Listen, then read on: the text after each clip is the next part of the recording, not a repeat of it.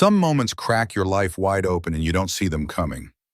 I was standing in a dimly lit Boston hotel hallway, my heart pounding like a jackhammer, the faint hum of R&B music seeping through the door of room 718. My kids were just down the hall, their faces lit with hope. Sophie clutching a glittery birthday card for her mom, Curtis' sharp eyes already catching the edges of my unease. One knock and 17 years of marriage shattered like glass under a hammer. I thought I'd planned the perfect surprise for Rebecca's 40th, a chance to stitch our fraying family back together. Instead, I uncovered a secret that tore us apart, betrayal wrapped in corporate games and lies that stung deeper than I could have imagined. But here's the twist: I never expected the truth didn't just break us. It forged something stronger between me and my son, a bond built on raw honesty under the glow of Boston's harbor lights. They say what happens in hotel rooms stays there, but some truths follow you home, demanding to be faced. My name's Michael Anderson, a regular dad who thought love meant holding on until one night taught me it's about choosing what's worth fighting for. This is the story of how a birthday surprise became a nightmare and how we found our way back to the light. I'm Michael Anderson to my buddies. 50 years old, married to Rebecca for 17 years, and dad to two kids who keep me on my toes. Curtis, my 15-year-old, is all teenage swagger, an ex-post sprouting like a weed and smarter than he'll ever be. Sophie, my 10-year-old princess, still thinks I'm her hero, doodling her way through life with a smile that could melt glaciers. We're your typical American family stumbling through carpools, Zoom meetings, and a coffee addiction that's probably funding Starbucks' next expansion. But lately, our house has felt like a puzzle with a missing piece. Rebecca's been gone more than she's home, chasing her consulting career across the country, and the kids feel it. Truth is, I feel it too, like a slow leak in a tire you keep hoping will hold. It was a Wednesday morning when the idea hit me, sparked by a breakfast disaster. I was burning pancakes, my specialty, while Sophie sat at the kitchen table, glitter glue everywhere, crafting a birthday card for Rebecca's 40th. The card was a masterpiece, our family under a Boston skyline, stick figures, holding hands. Happy 40th, Mommy scrawled in sparkly purple. Curtis was slouched across from her, scrolling X, his earbuds blasting something I'm too old to understand. Dad, these pancakes are like a war crime, Curtis said, poking at the charred mess with his fork. Thanks for the review, Gordon Ramsay, I shot back, scraping the evidence into the trash. Your mom's turning 40 this weekend. She's in Boston for work. What if we surprise her? Sophie's head snapped up, glitter, flying like confetti. Really? Like fly there and jump out like a surprise party. She bounced in her chair, her eyes brighter than the Christmas lights we still hadn't taken down. Yeah, I said, a grin spreading. We'll book a fancy dinner, give her your card, make it a big deal. Picture her face when she sees us, tears, hugs, the whole shebang. Curtis looked up, one earbud dangling. That's actually kind of dope. She'll lose at hope. It's the good kind, though. For a teenager, that's basically a Nobel Prize endorsement. The plan hit me like a caffeine jolt. Rebecca and I had been drifting, her late-night calls with colleagues, a new designer handbag I couldn't afford, the way she'd zone out when we talked. I chalked it up to her career. She was a powerhouse climbing the consulting world, and I was proud even if it meant solo parenting half the time. But her 40th felt like a chance to hit reset, to remind her we're her home. I pictured her opening that hotel door, seeing Sophie's card, maybe laughing that laugh I hadn't heard in months. It'd be like old times when we were just two broke kids in love, dreaming of a family. By noon, I'd called my boss, begging for Friday off, got the schools okay for the kids to miss a day, and booked 3 tickets to Boston. I even texted Rebecca's assistant, Lisa, to confirm her hotel. Planning a big birthday surprise, I said, and Lisa was all in, telling me Rebecca was at the Marriott downtown for a conference. I didn't push for a room number. Hotels are cagey about that, but knowing the hotel was enough. I tried calling Rebecca to feel out her mood, but it went straight to voicemail. Typical for her work trips, I told myself. I sent a text, big birthday surprise coming, call me. No reply. A little odd, but I figured she was buried in spreadsheets or schmoozing clients. That evening, as I packed our bags, Sophie hovered, clutching her card. Do you think Mommy will cry when she sees us? She asked, her voice full of hope, glitter smudged on her cheek. Maybe, sweetheart, I said, kissing her forehead. It's going to be her best birthday ever. I tucked her in her card safe in my wallet and felt a buzz of excitement. Curtis even helped check the flight details, a miracle for a kid who'd rather live stream his life than talk to me. You think Mom's gonna freak out? He asked, a rare grin, breaking through his usual smirk. In the best way, he said, ruffling his hair. He dodged, but the grin stayed. Still, there was this nagging knot in my gut like a warning light on a dashboard. Rebecca hadn't called back all day. Her texts had been short lately, and she'd been cagey about her trips. More work dinners, less I miss you. I pushed it down, telling myself it was stress. She was probably networking sealing deals, being the superstar Sophie drew on that card. I had no idea how wrong I was. No idea that the surprise waiting in Boston wasn't ours to give. It was a truth that would shatter our family, and I was walking right into it blind. The flight to Boston was short, barely 2 hours, but it felt like I was stuck in a time warp. Sophie was a whirlwind, sketching birthday balloons and glittery cakes in her notebook, her tongue poking out in concentration. I'm gonna yell, "Happy birthday, Mommy," and give her the biggest hug, she said, her pencil scratching like a metronome. Curtis, true to form, was glued to his headphones, probably blasting some rap track that make my ears bleed. His sneakers tapped the plain floor, a rare sign he was actually excited about something other than his phone. I sat between them, my knee bouncing like I chugged a venti. Starbucks latte, my phone burning a hole in my pocket. I kept checking for a text from Rebecca. Nothing, just that gray delivered under my message, big birthday surprise coming.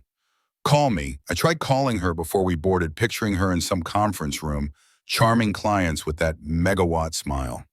Straight to voicemail. "This is Rebecca Anderson. Leave a message." Her voice chirped, bright and professional. I didn't leave one. What was I supposed to say? "Hey babe, we're crashing your work trip with glitter and hugs." I figured she was neck deep in presentations, maybe sipping overpriced coffee with a CEO. But that knot in my gut, the one I'd felt since yesterday, tightened. Rebecca always checked in with the kids even on her craziest days. No call, no text, not even a quick emoji for Sophie. It wasn't her. "Dad, you're like obsessed with that phone," Curtis said, yanking off one headphone. His eyes flicked over me, sharp as a hawk's. "What's up?" "You look tweaked." "Just checking the rental car," I lied, forcing a grin that felt like plastic. "Don't want us stranded at the airport, right?" He gave me that look, the one that said he wasn't buying my crap, and popped his headphone back on. Curtis was too damn perceptive. Always had been. I could tell he sensed something off, like a storm cloud on the horizon, but he didn't push. Not yet. I glanced at Sophie, who was now coloring a giant 40 in sparkly purple, and my heart twisted. This was for her, for Curtis, for the family we were fighting to keep together. I couldn't let my doubts ruin it.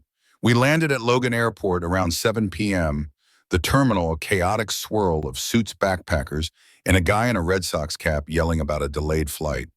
Sophie tugged my sleeve, pointing at a Dunkin' Donuts kiosk like it was the Holy Grail.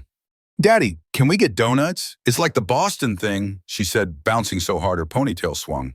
"After we get to the Hotel Princess," I said, ruffling her hair. "Gotta save room for Mom's birthday dinner. Maybe we'll find a cake with the extra frosting, just for you." Curtis snorted, scrolling X on his phone. "Bet their Wi-Fi's trash here. Boston's got wicked vibes, but their internet's probably stuck in 2005. His attempt at a Boston accent was god-awful, but it made Sophie giggle, which was worth its weight in gold. "Language buddy," I said, grinning despite myself. I tried Rebecca one more time, voicemail again. I left a message this time, keeping it light. "Hey babe, just checking in for your big 40th. Call when you can. Love you." No response. The knot in my stomach was starting to feel like a fist squeezing tighter with every unanswered call. I told myself she was busy, maybe stuck in a panel or networking over wine. But a memory flashed her, snapping at me last month for forgetting our date night, her eyes distant, like she was already somewhere else. Had I been too wrapped up in dad duties to notice her slipping away? The rental car pickup was a circus. Wrong reservation, a line longer than a Black Friday sale, and Sophie needing the bathroom twice. By the time we piled into a shuttle to downtown Boston, your car wasn't ready. It was pushing 8:30. The city was electric neon signs flashing, cabs honking, the Charles River shimmering under the skyline. We passed a Fenway Park billboard, and Curtis perked up, yanking out his earbuds. "Yo, Dad, can we hit a Red Sox game? Fenway's literally right there. Be a dope birthday thing for Mom." "Maybe tomorrow, champ," I said, my knuckles white on the armrest. "Let's nail the surprise first, yeah." Sophie piped up from the back, hugging her notebook. I'm hungry, Daddy. Can we eat with Mommy? Like a huge birthday dinner with candles and of everything. That's the plan. I said, though my voice sounded hollow. Maybe she'll join us for a late celebration. I kept imagining her face shock melting into joy tears as she hugged Sophie, maybe even a laugh as she ruffled Curtis' hair. But the image flickered, replaced by her unanswered text, that voicemail looping in my head. Was she really just busy, or was something else going on? Our shuttle driver, Tony, a wiry guy with a Boston accent thicker than clam chowder, didn't help my nerves. So what's the deal, folks? Big vacation, he asked, weaving through traffic like he was dodging bullets in an action flick. Surprising my wife for her 40th, I said, trying to sound pumped. She's at a conference, doesn't know we're coming. Kid's got a whole birthday thing planned. Tony chuckled, his eyes glinting in the rearview mirror. That's ballsy, man. I tried surprising my wife for our anniversary once. Flew her sister in from Philly. Total bust. She was out at a book club, didn't even come home. You sure your wife's at the hotel? My laugh came out like a choke. Pretty sure. Her assistant said she's at the Marriott. Good luck, pal, Tony said, pulling up to the hotel's glowing entrance. Hope your surprise lands better than mine did. His story lodged in my brain like a splinter. What if Rebecca wasn't at the hotel?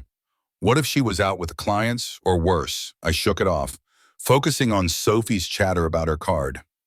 I added stars, Daddy, 'cause Mommy's a superstar, she said, her voice cutting through my fog. She leaned against me, her ponytail tickling my arm, and I felt a surge of determination. This was for her, for Curtis, for the family we'd built. Curtis nudged me, pointing at the Marriott's sleek facade. Fancy place. Mom's living large, huh? His tone was light, but his eyes were on me, searching for cracks.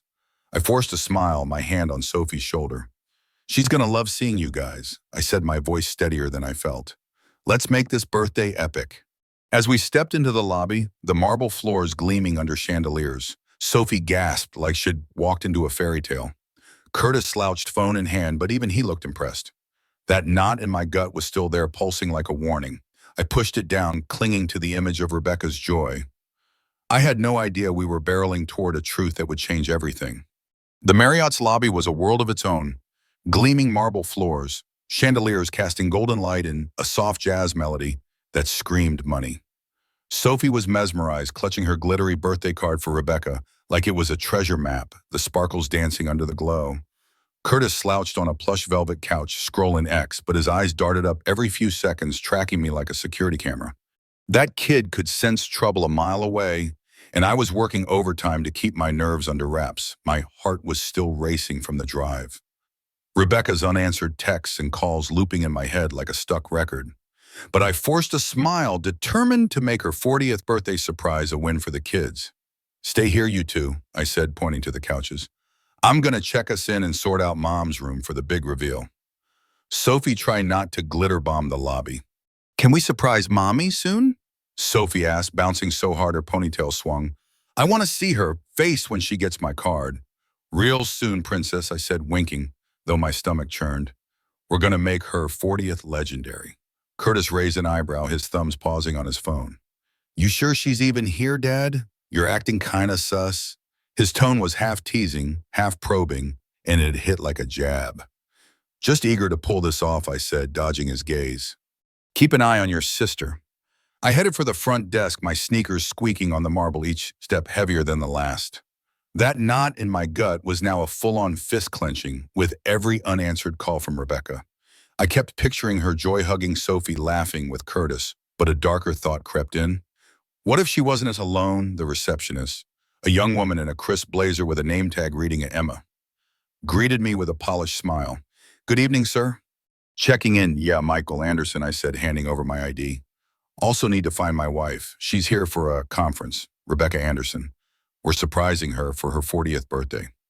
I pulled Sophie's card from my wallet, the glittery happy 40th mommy practically glowing under the desk lamp. The kids made this. Want to nail the surprise, you know. Emma's eyes softened as she studied the card, her smile warming. That's adorable. Let me check for you. Her fingers tapped the keyboard, and I felt a flicker of hope. Rebecca was here. We'd pull this off dinner cake, the whole birthday shebang. But then Emma's smile twitched just for a second like she'd stumbled on something awkward. She cleared her throat, her voice careful. Mrs. Anderson's in room 718. I can ring her if you'd like, or... She hesitated, glancing at the screen. Her reservation shows a +1, though. Maybe a colleague sharing the room. The air sucked out of the room. A plus. My mouth went dry, my pulse hammering in my ears. A colleague, I said, forcing a laugh that sounded like a broken hinge. Yeah, probably. Her company's always cutting corners on rooms. But I knew better. Rebecca's firm prided itself on private suites, part of their elite consultant shtick. That fist in my gut was punching now hard enough to make my hands shake. I gripped Sophie's card, the glitter biting into my palm, grounding me. Could you not call her yet? I asked, my voice steadier than I felt. It's a surprise. Don't want her catching on. Of course, Emma said, nodding, though her eyes lingered on me like she sensed the storm brewing. You're in room 732, just down the hall from her. Let me know if you need help with the surprise, maybe some balloons or a cake. She handed me 2 key cards, her smile professional, but tinged with something else, pity maybe. Thanks, I said, pocketing the cards. He'll let you know. I walked back to the kids, my mind spinning like a bad carnival ride. A +1. Could be a female colleague, right? Someone splitting the bill. But Rebecca's new handbag flashed in my memory, sleek, expensive, not our budget. And those late-night calls, her voice hushed, dodging my questions. I had told myself it was work stress, her climbing the corporate ladder. Now I wasn't so sure. Dad, did you find? Mommy Sophie asked, waving her card like a victory flag, glitter dusting her sneakers. Not yet, sweetheart, I said, faking enthusiasm. Let's get to our room and freshen up. Then do the big birthday reveal. Curtis stood, shoving his phone in his pocket, his eyes narrowing. You okay, Dad? You look like you just got bad news. His voice was low, but it cut through the lobby's hum. Just tired from the flight, I lied, ruffling his hair. He ducked, giving me that hawk-like stare like he was already piecing it together. I led them to the elevator. Sophie humming a tune, Curtis silent but watchful. The ride to the 7th floor was quiet, the elevator's hum doing nothing to drown out the questions screaming in my head.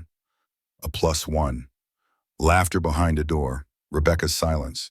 I kept seeing Sophie's card, our stick figure family under a Boston skyline, and my chest tightened. This was for them, for her 40th for us.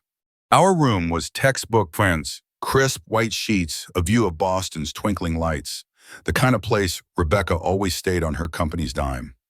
I set our bags down, my hands moving on autopilot. Sophie flopped onto the bed, clutching her card. Can we go to Mommy's room now? She pleaded, her eyes wide with hope. In a minute, Princess, I said, my voice tight. Wash up. First, okay, long day. She darted to the bathroom, leaving glitter in her wake. Curtis leaned against the wall, arms crossed, his stare unrelenting. Spill it, Dad, he said low enough that Sophie wouldn't hear. Something's up. You're acting like you lost your wallet. Everything's fine, I said, too quick, my throat tight. Just gotta set up Mom's surprise with the hotel. His eyes bored into me, and I wondered if he'd already sensed the truth. Curtis was too smart, always had been. I slipped into the hallway alone, telling myself I was just scoping things out. Room 718 was a short walk. The hallway dimmed, the air thick with lavender air freshener that made my stomach lurch. I stopped outside the door, my heart hammering so loud I swore it echoed off the walls. Then I heard its smooth R&B music, intimate and slow, leaking through the door, followed by a man's laugh, low and carefree, like he owned the place. My blood ran cold, the fist in my gut now a wrecking ball. I raised my hand to knock, then froze Sophie's card burning in my pocket. For her. For Curtis. For our family. I couldn't just barge in, not yet. I needed to be sure to keep this surprise alive for the kids. That's when I saw a room service staff member, a young guy in a crisp uniform, pushing a cart with a bottle of wine and chocolate-dipped strawberries. My heart sank. Strawberries, Rebecca's favorite. Hey, I called, my voice hoarse. I am surprising my wife for her 40th. Room 718, can you knock for me? Say it's a delivery, but don't mention me, want to keep it a secret. The guy grinned, all enthusiasm. Love a good surprise. Got it, man. He rolled the cart to 718, knocked sharply, and called room service for Mrs. Anderson. The music cut off like a snapped wire. Silence, then muffled movement. My pulse was a drum in my ears. Sophie's card, a lifeline in my pocket. I stepped back into the shadows whispering, "This is for you, princess." I had no idea I was seconds from a truth that would blow our world apart. The door to room 718 swung open and there she was. Rebecca, my wife of 17 years, framed in the doorway, white hotel bathrobe, barely tied her dark hair, a tangled mess. Her cheeks flushed like she'd been caught mid-laugh. Her eyes wide in shock, locking her in place. "Mike, what are you doing here?" she hissed, stepping into the hallway and yanking the door nearly shut behind her as if she could hide the truth inside. The lavender air freshener clashed with a sharp whiff of expensive cologne, and my stomach lurched, bile rising in my throat. The R&B music still hummed faintly, a cruel backdrop to the moment my world started to crack. "Happy 40th. I said, my voice flat as a gravestone. I held up Sophie's birthday card, the glittery "Happy 40th. Mommy catching the hallway's dim light, our stick figure family mocking me from the paper. "The kids and I flew to Boston to surprise you. They're down the hall waiting to celebrate. Thought you'd be over the moon." Rebecca's face flickered, shock, fear, then unbelievably a flash of irritation. "You should have called Mike," she said, her voice low, her eyes darting back to the door like it might spill her secrets. "This is bad timing. I called?" I snapped, crossing my arms, my hands trembling. Voicemail, text, nothing. "Who's in there, Becca?" Because I heard a guy laughing and it sure as hell wasn't a conference call. Before she could answer, the door opened wider and a man stepped out, tall, polished, early 40s, buttoning a crisp dress shirt like he was prepping for a TED Talk. "Becca, everything okay?" He asked, his tone casual like he was checking on a pizza order. He called her Becca, my nickname, the one I whispered on our wedding night. My vision tunneled the world, shrinking to the stranger in my wife's hotel room. "Who the hell are you?" I demanded, my voice low but sharp enough to slice through steel. My fists clenched, Sophie's card crumpling in my grip, the glitter cutting into my palm. Rebecca flinched, stepping between us. "Mike, please, it's not what it looks like." "Then what is it?" I cut her off, my eyes boring into the guy. "Because it looks like my kids flew across the country to surprise their mom and you're here playing house with some corporate sleaze." The man raised his hands, palms out like I was a cop with a gun. "I am Trevor Caldwell, Chicago office. Look, man, I didn't know she was married. She never mentioned a husband or kids." His words were a sledgehammer, splintering what was left of my heart. Rebecca had erased us. I turned to her, my voice barely a whisper. "You told him you were single." She closed her eyes just for a second, and that was all the confession I needed. "Mike, can we talk?" "Somewhere else," she pleaded, her voice trembling, her hands twisting the bathrobe's belt. "Not in the hallway, please." "No," I said, stepping closer. My anger a cold, hard blade. "I want answers now. Who is he? Why's he in your room, half-dressed, calling you Becca, like he knows you better than I do?" I flashed back to our early days dancing at a dive bar, her laugh echoing as we planned a future. That Rebecca felt like a ghost, now replaced by the stranger clutching lies. Trevor grabbed his jacket from inside his face, a mix of regret and annoyance. "I'm out," he said, brushing past us. "This is your mess, Becca." He hurried down the hallway, his footsteps fading, leaving us in a silence that felt like suffocating. "Happy birthday," I said, my voice dripping with venom. I tossed Sophie's card onto the floor, glitter scattering like shattered dreams across the carpet. "Explain that to your daughter." Rebecca bent down, her hands shaking as she picked up the card, her eyes filling with tears, as she saw Sophie's drawing our family smiling under a Boston skyline. She clutched it to her chest, sobbing. "Mike, I made a terrible mistake. I'm so sorry. You have to believe me." "A mistake?" I barked, a laugh, the sound echoing in the hallway. "A mistake is missing a flight. This is a choice, Becca." "How long? How many lies?" I stepped into the room, the door still ajar, and froze. On the desk next to a half-empty wine glass and a plate of chocolate-dipped strawberries was a work badge, Trevor Caldwell, Regional Director. Not just a colleague, her boss. My heart stopped. Then on her open laptop, an email draft glared back. "Client deal secured. Stocks move tomorrow. Keep it quiet, T." My blood ran cold. This wasn't just an affair. It was a corporate conspiracy tangled in insider trading. "You're sleeping with your boss to seal a shady deal?" I said, my voice shaking with rage and disbelief. What is this Becca you're risking our family for a promotion and a prison sentence? It's not that simple, she snapped, her shame twisting into defensiveness. You don't understand the pressure I'm under.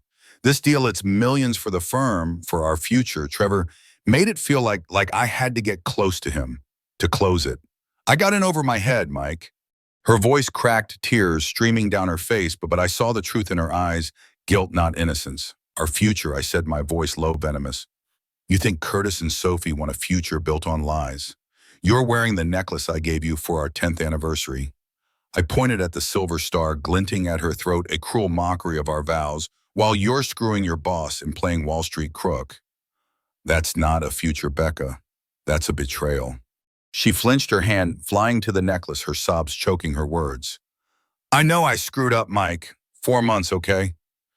Just Trevor. I thought I could handle it. Keep it separate. I never meant to hurt you or the kids. 4 months, I repeated the words like ash in my mouth. You lived a double life for 4 months, and you're sorry you got caught. I thought of Sophie's card, Curtis, sharp eyes, the family had flown here to save. My chest ached, but my voice stayed cold. You got 5 minutes to get dressed. Come to our room and face your kids, or I'll tell them myself. I turned for the door, the cologne and lavender stench suffocating me. Rebecca's sobs followed, but I didn't look back. The hallway blurred, my hand clutching the crumpled card in my pocket. I thought of our wedding day, her smile as we danced under string lights, and it felt like losing her all over again.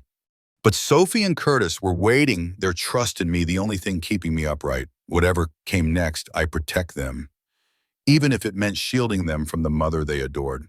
The walk back to room 732 was like trudging through quicksand, each step dragging me deeper into the wreckage of what I'd just seen. Rebecca's tear-streaked face, Trevor's badge, that insider trading email, they seared my mind like a brand. Sophie's crumpled birthday card left in Rebecca's trembling hands was a shard of glass in my chest. How was I supposed to face our kid Sophie, with her glittery dreams of mommy's perfect 40th? Curtis, whose hawk-like eyes had been clocking my every flinch since the airport.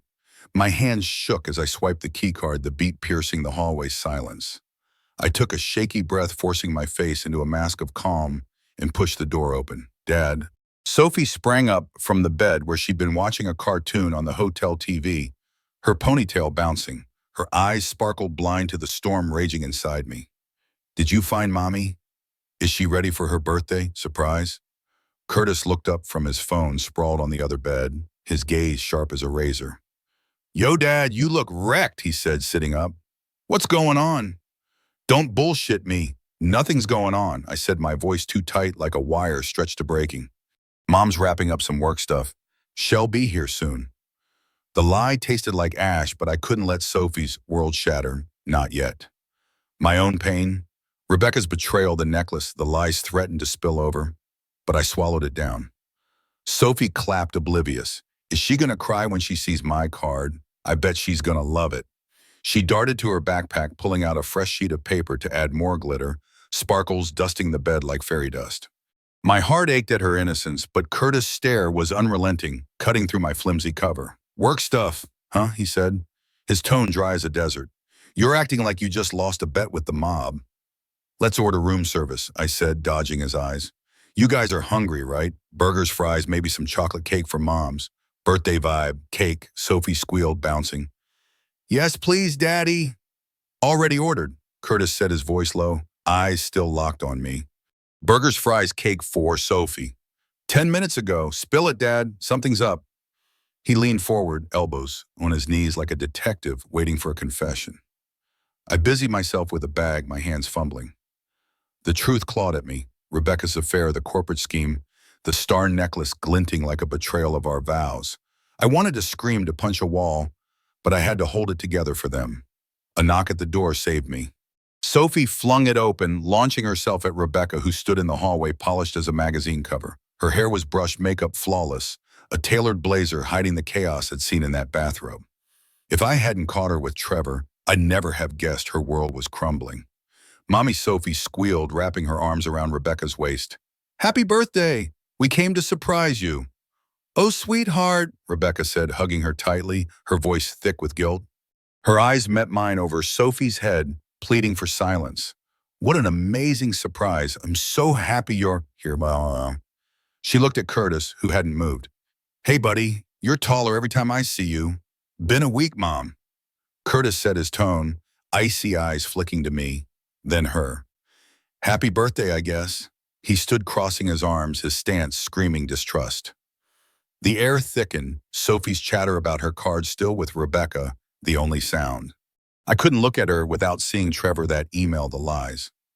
Sophie, tell Mom about the dinner we planned, I said, my voice strained, forcing normalcy. We're going to have a huge birthday dinner, Sophie said, tugging Rebecca's hand. With candles and cake and everything, Rebecca's smile wavered. That sounds wonderful, honey, but I have a work dinner tonight. Big clients. I can't miss it. Her eyes flicked to me, begging me to play along. I barked a laugh, masking it as a cough. Sophie's face fell, her sparkle dimming. But we came all this way, she said, her voice small. It's your birthday. I know, sweetheart, Rebecca said, kneeling to hug her. I'm so happy you're here. Tomorrow I'm all yours, sight shopping, anything you want. She stood, her voice softer. Mike, can we talk outside? Curtis rolled his eyes. Real subtle, Mom. I followed her to the hallway, the lavender air freshener hitting me like a slap. Work dinner, I said, keeping my voice low. That's your story. Trevor gonna be there? Sealing another deal? Rebecca's composure cracked, her eyes flashing. Mike, it's a real client dinner. Trevor's not involved. This account, it's millions for the firm. I need this. Millions, I said, my voice bitter. That's what matters. Sophie spent hours on that card. Curtis helped book the flights. They thought they were giving you the best birthday ever, and you're cheating with your boss, tangled in some illegal stock scheme. You're tearing our family apart for a paycheck. Her eyes welled up. I made a mistake, Mike. I know it's awful, but don't tell the kids. Not yet. Let me get through this dinner and we'll figure it out. Figure it out, I said, stepping back. You lied to us for 4 months. You're neck deep in something that could land you in jail. There's nothing to figure out. I turned for the door. Go to your dinner. It'll handle the kids. What'll you tell them? She asked, her voice breaking. I don't know, I said, my hand on the knob. But I don't lie to them like you do. Back inside, Sophie was bouncing again, the cartoon blaring. Is Mommy coming to dinner? She asked, her eyes hopeful. Not tonight, Princess, I said, sitting beside her, my chest aching at her disappointment. She's got a work thing. But tomorrow she's all ours. Okay. Her face fell, but she nodded. Can we go see the harbor instead? My friend Emma said it's got cool lights and boats. Sure, sweetheart, I said, forcing a smile on. Let's eat and check it out. Curtis caught my eye, his expression unreadable, but I saw the gears turning. He knew something was wrong, and I dreaded the moment he'd call me out. Room servicer arrived, burgers, fries, and a slice of chocolate cake that Sophie attacked with glee. Curtis picked at his fries, his eyes on me. Mom's not coming back tonight, he said low enough that Sophie, engrossed in her cake, didn't hear. She'll be back tomorrow, I said, avoiding his gaze. He didn't push, but the silence was heavy. After dinner, we headed to Boston Harbor. Sophie skipping ahead, pointing at every boat and light like they were miracles. Curtis fell into step beside me, hands in his pockets. The harbor's glow reflecting in his eyes. Mom's cheating, isn't she? He asked, his voice so quiet it nearly drowned in the harbor's hum. My heart stopped, guilt and grief crashing over me. I wanted to shield him to keep his world intact. Nobody, I lied to my throat tight. She's just swamped with work. That guy you might have heard about, just a colleague, probably brainstorming for her meeting. Curtis stopped, his jaw, tight eyes wet under the lights. Dad don't, I know. I saw her text months ago. Some dude named Trevor, flirty stuff emojis, late night crap. I didn't want to believe it, felt stupid for hoping it was nothing. His voice cracked, his hands balling into fists. I should have told you, but I kept thinking she'd stop. The guilt hit like a tidal wave for lying, for not seeing it, for letting Curtis carry this alone. My own pain. Rebecca's affair. Our shattered marriage surged, but I shoved it down. He needed me. I sat on a bench, the cold wood grounding me, and patted the space beside me. I'm sorry I lied, son, I said, my voice rough. I wanted to protect you. Come here. He sat staring at the water, his shoulders rigid. And pissed at her, he said, his voice low. She's been checked out for months, and now this Imana didn't say something sooner, like I let you down. And I'm scared, Dad. What happens now? Are we done? I pulled him close, his head against my shoulder, a rare crack in his teenage armor. My throat burned, but I kept steady for him. You didn't let me down, Curtis. You were trying to hold us together. I'm hurting too, feels like I failed her, failed us, but we're not done. You, me, Sophie, we're solid. We'll figure this out together, okay? You're stronger than you know. He nodded, wiping his eyes, and picked up a pebble from the ground, rolling it in his hand. I just want Sophie to keep thinking Mom's perfect, he said softly. She's not ready for this. I know, I said, my voice breaking. Well, protect her as long as we can. Sophie called from ahead, holding up a tiny shell shed found. Dad, Curtis, look, it's a lucky one. Her voice was pure joy, a lifeline in the dark. Be right there, princess. I called, forcing cheer. I handed Sophie my glowing harbor bracelet, a cheap trinket she'd given me earlier. Hold this for luck, okay? She beamed, slipping it on. Curtis leaned against me just for a second, the closest thing to a hug I'd gotten in years. Well, be okay, Dad, he said, pocketing the pebble, his voice firm. Yeah, I said, my arm around his shoulders. We will. As Sophie skipped back, waving her shell, I knew the road ahead was rough. But with Curtis' pebble and Sophie's shell in our hands, we had something to hold on to, a family worth fighting for, no matter what came next. The flight home from Boston was a haze, like waking from a bad dream you can't shake. Sophie dozed off minutes after takeoff, her head heavy on my arm, worn out from the whirlwind of our failed birthday surprise. Curtis sat by the window, headphones on, staring at clouds as if they held the answers to the mess we'd left behind. Every so often, he'd glance at me, his eyes carrying a new weight, trust maybe forged in our raw harbor talk. I hadn't slept, my mind stuck on Rebecca's confession, 4 months with Trevor, her boss tangled in a promotion chase, and an insider trading scheme that stank of corporate greed. My marriage was rubble leveled by that hotel room in Boston. But as we landed, I clung to one truth. My kids were my North Star, and I built a new life for them, brick by brick. Rebecca had shown up at the airport, her face pale, eyes red-rimmed. Sophie hugged her, fiercely confused by our sudden exit. Why can't you come home, Mommy? She'd asked, her voice small. He lied, the words bitter. Mom's got work, princess. Shell visit soon. Curtis gave a stiff nod, his hand in his pocket, clutching that harbor pebble like a lifeline. His silence said more than words could. I felt a storm of emotions, rage, grief, exhaustion, but Curtis' words at the harbor echoed. We'll be okay, Dad. You, me, Sophie. 3 weeks later, Rebecca and I faced off in our kitchen, divorce papers starkled on the table, a gravestone for 17 years. She'd moved to a downtown apartment, her career in tatters. I'd read on X that her firm was under an SEC probe for insider trading, with Trevor named as a key player. Rebecca had resigned, facing potential legal fallout, her ambition a smoldering wreck. She looked drained, her star necklace gone, her eyes hollow. I never wanted this, Mike, she said, her pen trembling over the signature line. Neither did I said, my voice steady. But you chose it, Becca, not me. I thought of Sophie's card, Curtis' pebble, the family I'd fought for. Sign it. Let's move on. Do you think the kids will ever forgive me? She asked, her voice barely a whisper. Someday, maybe, I said. For their sake, not yours. She nodded, signing her name, and it was done. She left. I felt a strange lightness, not peace, but a path forward clear at last. The kids became my everything. We started family therapy in a cozy office, the counselor, Miss Linda, letting Sophie doodle during sessions. One day, Sophie drew a family tree, her pencil pausing over Rebecca's name. Does Mommy still go here? She asked, her eyes searching mine. I hugged her, my throat tight. She's always part of you, princess, but we're our own team now. Curtis slouched in his chair, spoke up, his voice soft. Mom used to read me sci-fi books when I was little. I miss that Mom, not who she is now. I squeezed his shoulder, proud of his honesty. Sophie's questions lingered. Will Mommy live with us again? She'd ask, her voice hopeful. We've got this. You, me, Curtis? I'd say, kissing her forehead. In therapy, she gave me a superhero card, me in a cape, holding her in Curtis' hands. You're my hero, Daddy, she said, her smile bright. I choked up, the harbor bracelet still on my wrist. Well, be okay, princess, I promised. Curtis smirked, his voice low. You're doing all right, Dad. From him, that was gold. Their resilience lit a fire in me. Inspired by Curtis' courage at the harbor, I enrolled in a community college counseling course. You face the truth head on.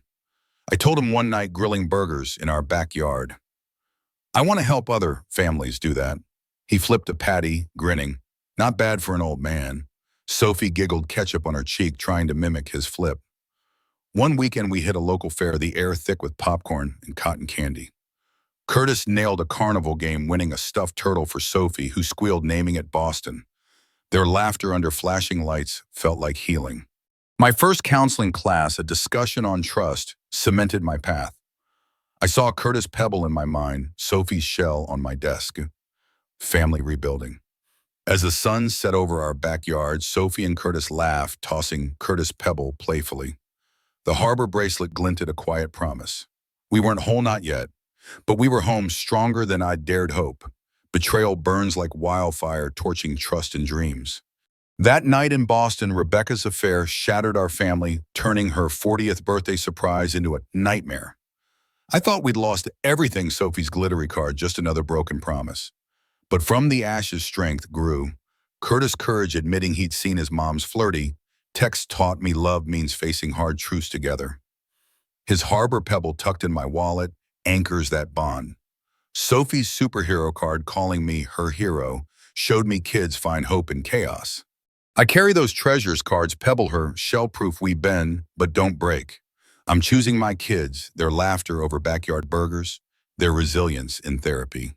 Inspired by Curtis and Sophie, I'm training to counsel others through pain. If you're rebuilding after betrayal, you're not alone. Keep fighting. Watching Curtis and Sophie chase fireflies, the harbor bracelet glinting, I know we're not whole yet, but we're home. Like and subscribe if this story hit you, and share your own in the comments. Let's keep the conversation going.